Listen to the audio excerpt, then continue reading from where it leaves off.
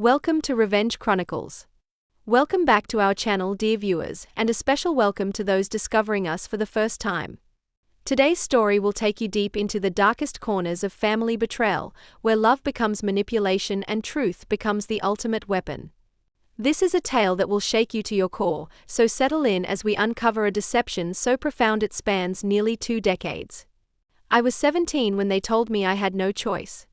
Sitting in that sterile clinic waiting room, my mother's manicured nails drumming against her designer purse while my father stared at his phone, both of them speaking about my life like I wasn't even there. "The Hendersons are wonderful people," my mother kept saying. "They can give the baby everything we can't right now. You're too young, Sarah. You have college ahead of you." I remember the weight of my baby moving inside me as I signed those papers. Remember how my hands shook as I wrote my name, giving away the only person who would ever be completely mine. They promised me it was for the best. They promised me the baby would have a better life. They promised me I'd understand when I was older. I held my daughter for exactly 37 minutes before they took her away. The family told me her name would be Emma, that the Hendersons lived in Oregon, and that I could write letters that would be passed along when she turned 18. For 18 years, I wrote those letters. Birthday cards, Christmas cards, school pictures of achievements I imagined she might have. I sent them all through my mother, who assured me they were being forwarded to the adoption agency. I built my entire adult life around that loss. Never married, because how could I explain the hole in my heart? Became a pediatric nurse because being around children felt like penance and comfort all at once. Saved every penny I could, thinking maybe someday Emma would need help with college, with a wedding, with anything. Last month, I was cleaning out my childhood bedroom at my parents' house when I found a box hidden behind the water heater in the basement. Inside were 18 years of my letters. Every single one. Unopened. And underneath those letters was a birth certificate. Emma Sarah Matthews. Father unknown. Mother, Sarah Louise Matthews. But someone had written in pencil at the bottom, Guardian, Linda Matthews, grandmother. My mother. My own mother was listed as Emma's guardian. I sat on that basement floor for 3 hours, pieces of my life rearranging themselves into a picture so ugly I couldn't breathe. The family vacations I wasn't invited to starting when I left for college. The way conversations stopped when I entered rooms. My father's new consulting job that required frequent trips to Oregon. My mother's sudden interest in child development books. They didn't give my baby to strangers. They kept her. They raised her as their own while telling me she was gone forever. The next morning, I called the adoption agency.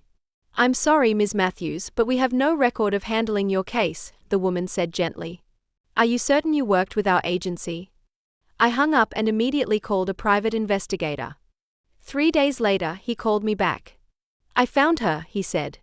"Emma Matthews, 17 years old, living at 428 Oak Street with her grandparents, Linda and Robert Matthews. She goes to Roosevelt High School. She plays volleyball. She thinks her parents died in a car accident when she was a baby. My parents had been raising my daughter 3 hours away, telling her I was dead. I drove to Roosevelt High School that afternoon and waited in the parking lot until volleyball practice ended. When she walked out, I nearly fainted. She had my eyes, my stubborn chin, even the same way of tucking her hair behind her ear when she was thinking. She was beautiful and alive and so close I could have reached out and touched her. Instead, I followed her home and watched from across the street as she hugged my mother goodbye and went inside what I now realized was the house my parents had mysteriously bought for retirement 6 years ago. I went home and planned. Over the next 2 weeks, I gathered everything. Bank records showing the money my parents had borrowed from my college fund, claiming it was for family expenses. Insurance documents listing Emma as their dependent. School records with my mother listed as guardian. Photos from my father's phone that I accessed when he left it on my kitchen counter, showing family vacations, birthday parties, Christmas mornings, all featuring the daughter I thought I'd lost forever. I even found Emma's social media accounts. Hundreds of photos of the life that should have been mine. Her college acceptance letters. Her job at the local bookstore. Her boyfriend who was taking her to senior prom.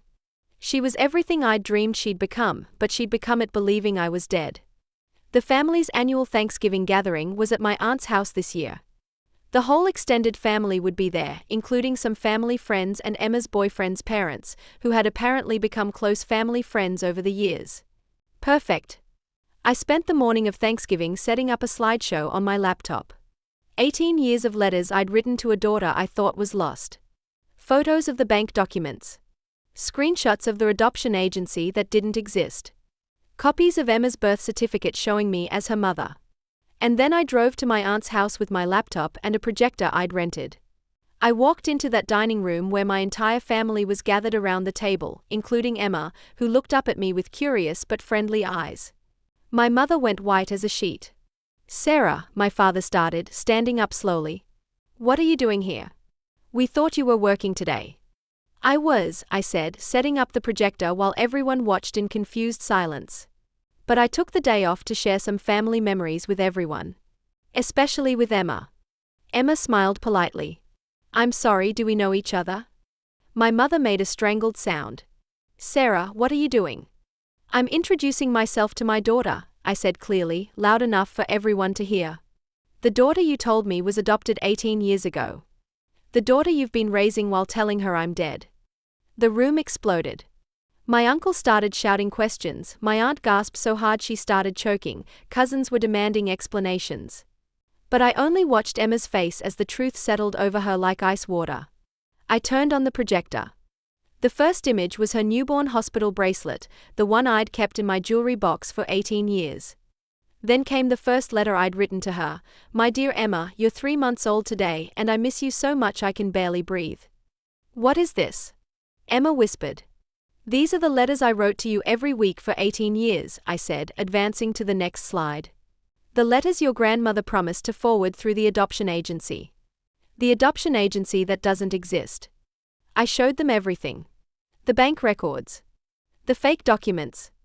The photos my father had taken of Emma's birthdays while I'd been home crying because I thought she was unreachable.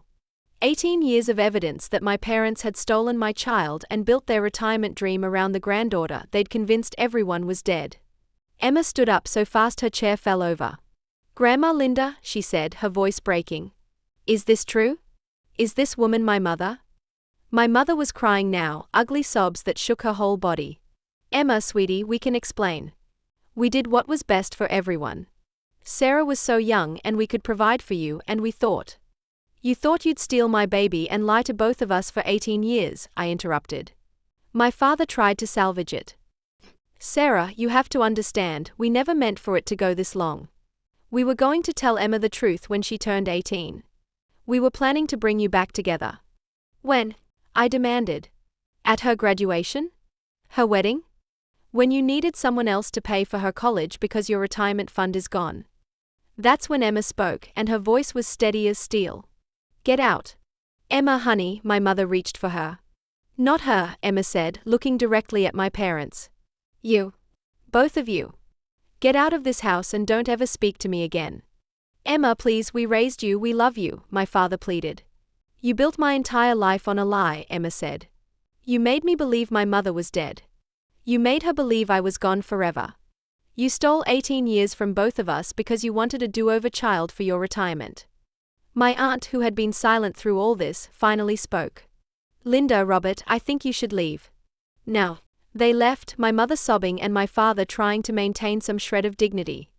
The rest of the family sat in stunned silence as Emma and I looked at each other across the wreckage of everything we'd thought we knew. "I don't know how to do this," Emma said finally.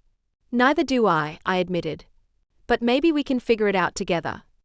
We spent the rest of Thanksgiving at a 24-hour diner, just the two of us, going through 18 years of letters and photos and stories. She told me about her life, her dreams, her fears. I told her about the hole she'd left, the way I'd carried her with me through every major life decision, the way I'd never stopped being her mother even when I thought she was gone forever. It wasn't a fairy tale reunion. There was too much pain, too much lost time, too many lies to undo. But it was real, and it was ours, and it was the beginning of something my parents had tried to steal from us. Emma moved in with me 3 weeks later, after confronting my parents one final time to collect her belongings. She recorded that conversation on her phone. 18 years of gaslighting and manipulation finally caught on tape as they tried every tactic they knew to get her back under their control. We sent that recording to every family member, along with a letter explaining exactly what had happened and why we would not be attending any family functions where my parents were welcome. The family split down the middle.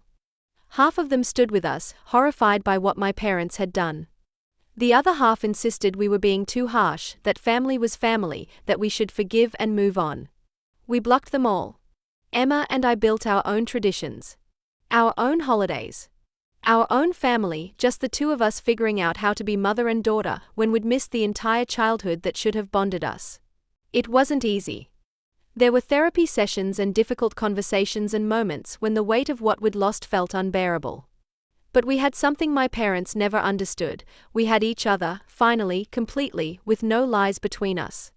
Last month, Emma graduated from high school. Valedictorian. Full scholarship to college. As I watched her walk across that stage, I thought about my parents somewhere across town, probably watching from the parking lot, shut out from the moment they'd stolen and tried to claim as their own. The best revenge isn't always dramatic. Sometimes it's just living the life that was always meant to be yours, with the people who were always meant to be in it. Emma calls me Mom now. Not because she has to, but because she wants to.